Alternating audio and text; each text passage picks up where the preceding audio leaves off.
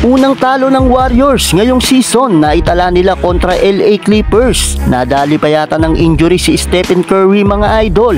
Heat legend na si Dwayne Wade finally inilabas na ang kanyang statue sa labas ng arena ng Miami Heat. Parang may mali nga lang sa itsura ng statue mga idol. Kung titignan kasi ay parang hindi nga daw kahawig ng legendary Heat player na si Dwayne Wade. Yan din ang napansin ng mga ilang mga fan. Maging si D. Wade ay parang hindi kumbinsido sa mukha ng kanyang statue at napasabi na nga lang siya ng who is that guy nga daw. Like, that's crazy. I can't believe that. Who is that guy?